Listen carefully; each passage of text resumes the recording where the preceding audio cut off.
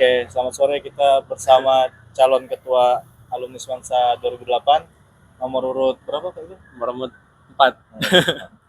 Halo, Bang Ipan. Halo. Gimana kabarnya? Sehat, alhamdulillah. Masa basi dulu ya. Boleh, Bang Ipan sambil perkenalkan diri mungkin teman-teman Pak. Oke, salam kenal kawan-kawan. Assalamualaikum warahmatullahi wabarakatuh. Perkenalkan, nama saya Ivan.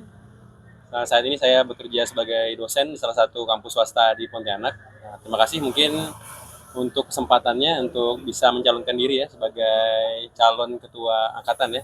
Nah, nanti mungkin visi misi bisa disampaikan nanti saat tanya jawab, mungkin itu aja, Bang Dudo. Oke, siap Bang Ipan.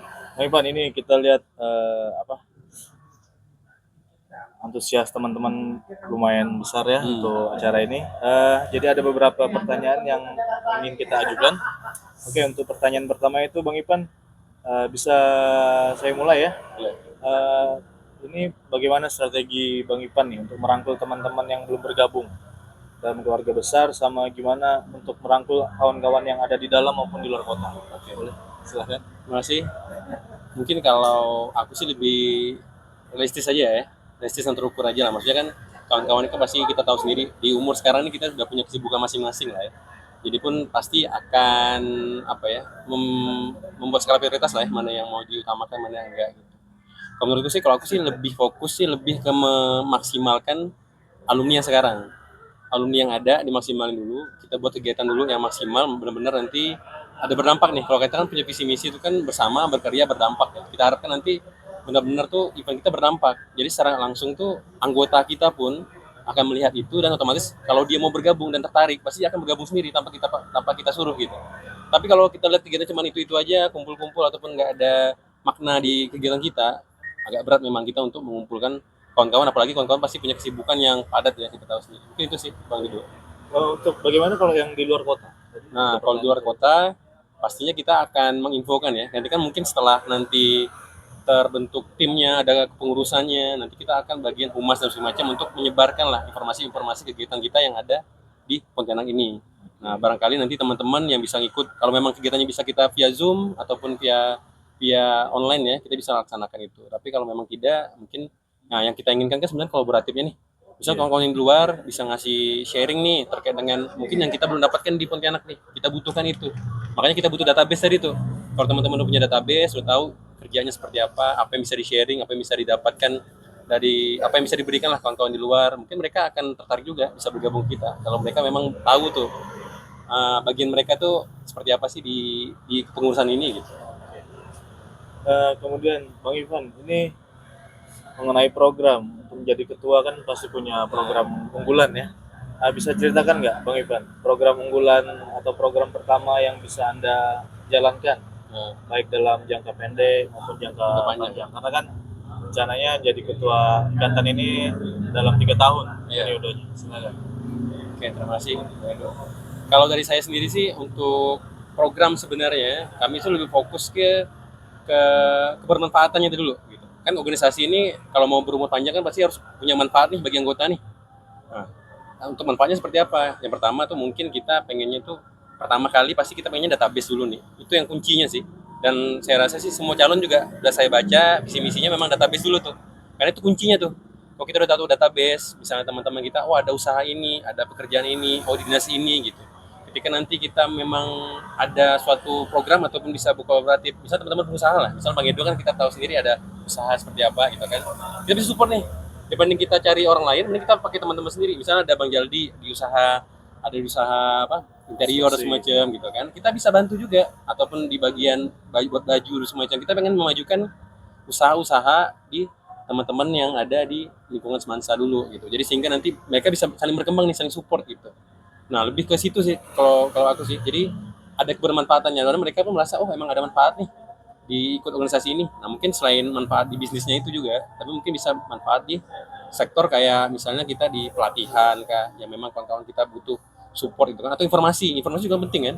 Misalnya informasi ada terkait dengan dinas, mungkin ada pekerjaan apa, ataupun nanti bisa seperti apa, ataupun yang paling simpel ya, kita olahraga lah, kita kumpul-kumpul gitu kan. Kita lihat kan udah jalan nih teman-teman nih, ada main futsal, ada yang lari gitu kan. Nah, mungkin kita bisa kumpulkan seperti itu. Mungkin itu simpelnya sih. Oke, programnya berarti ada kebermanfaatan sama yang penting adalah database. Database ya. Oke.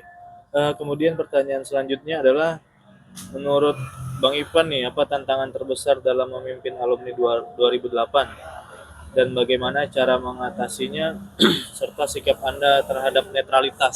Netralitas ya. Karena pasti kan teman-teman punya beberapa kelompok, Iya. kemudian kita harus nggak bisa terlalu condong ke kelompok ini, tapi harus tetap jadi ketua bersama gitu. Bagaimana menurut Bang Ipan? Ya, terima kasih Bang Edo. Jadi kalau untuk apa ya, tantangannya sih sebenarnya sih lebih ke waktu sih sebenarnya. Kalau yang lain sih kayaknya teman-teman juga kita lihat sendiri lah kemarin penjaringan dan sampai acara ini dibentuk juga teman-teman partisipasinya sangat aktif loh, kita lihat sendiri ya. Nah cuman kan memang waktu nih kita tahu sendiri di umur sekarang pasti teman-teman udah punya kesibukan masing-masing gitu. Iya, Bang. Makanya tadi aku bilang kita lebih ke fokus kebermanfaatan nih event dari program ini bisa bermanfaatnya seperti apa sih buat masing-masing anggota gitu sehingga mereka mempunyai rasa memiliki, kemudian juga mereka merasa oh emang ada manfaat ikut kegiatan ini. Dan nggak mungkin kita bukan kayak zaman kita dulu ya SMA ya kumpul senang gitu kan agak berat gitu, tapi teman-teman kalau kita ada manfaatnya dan mungkin bisa membawa barokah juga di kelompok ini, pasti teman-teman aku rasa tanpa kita ajak pun akan lebih aktif karena mereka merasa oh ada manfaat nih ke kelompok ini. Nah kalau tantangan sendiri sih sebenarnya tadi tetap kembali ke waktu.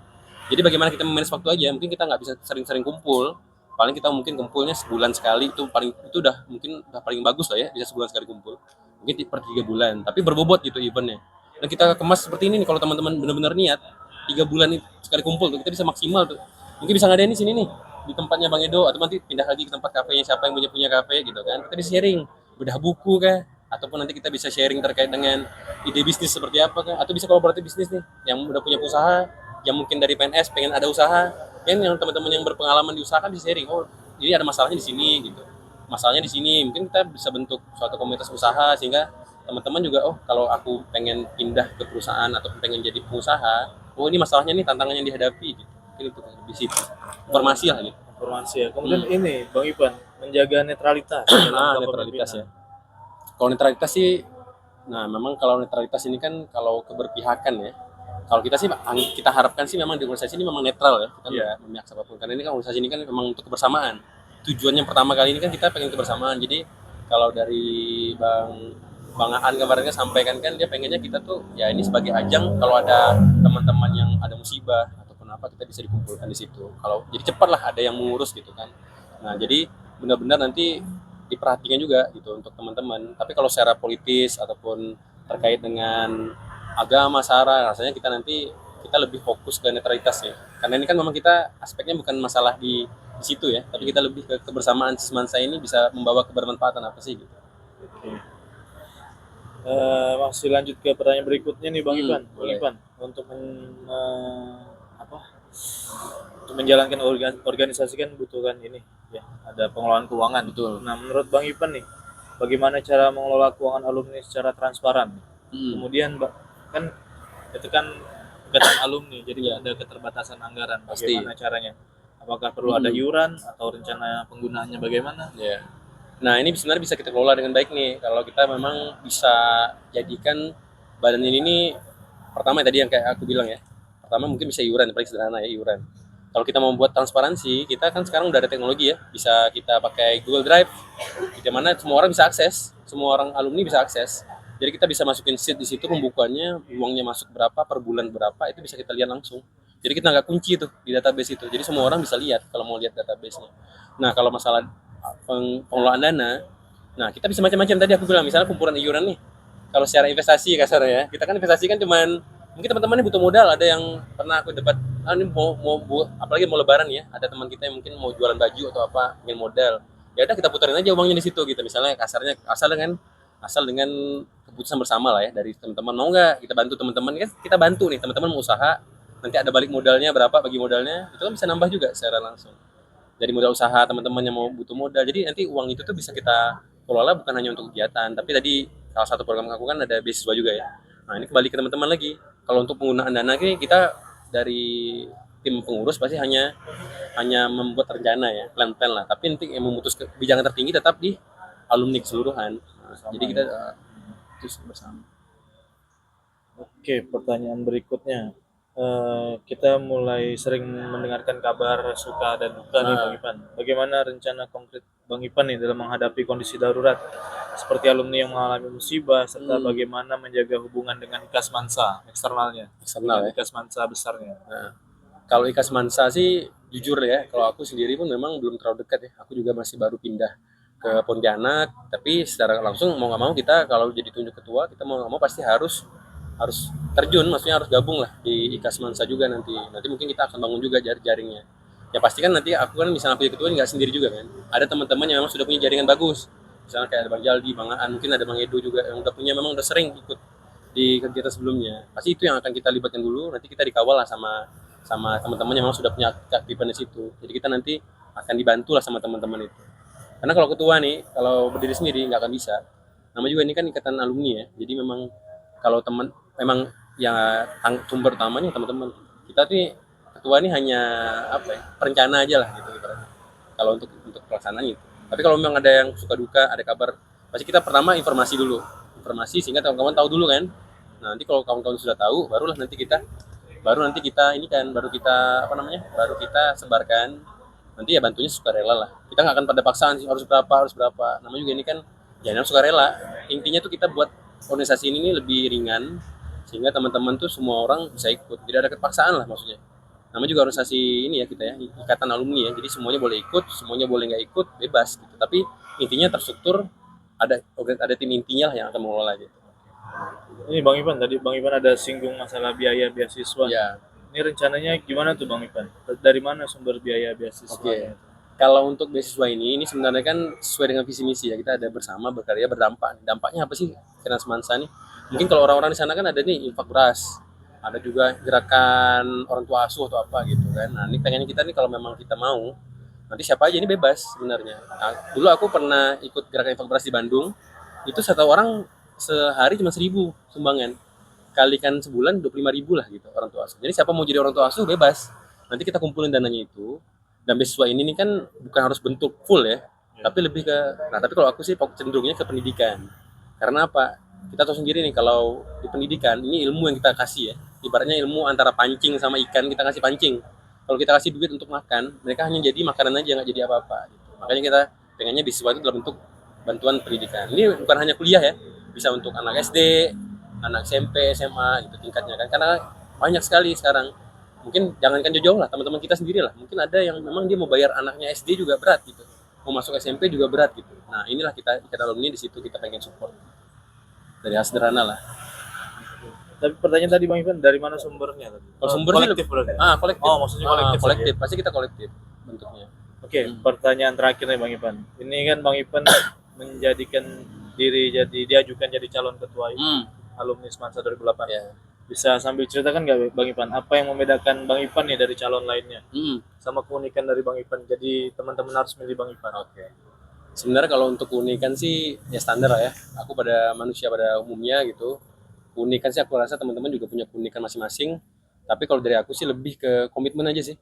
Aku pengen komitmen, kalau aku tunjuk sebagai ketua ya komitmen, tanggung jawab itu aja sih.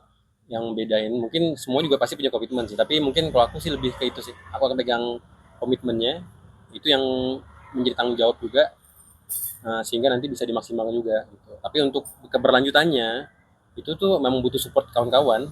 Kalau cuma sendiri ketua, misalnya nih habis ditunjuk ketua udah dilepas sama teman-teman juga nggak jadi apa-apa juga, karena yang punya power sebenarnya bukan aku ataupun siapapun ketuanya nanti, tapi bagaimana nanti kawan-kawan itu mensupport ketua itu sehingga nanti organisasinya bisa maksimal berjalan. Begitu sih. Oke Bang Ipan, demikian pertanyaan dari teman-teman. Sudah Bang Ipan jawab semua. Terima kasih bisa meluangkan waktunya ya. Sama-sama. Terima kasih juga udah datang diundang sama panitia.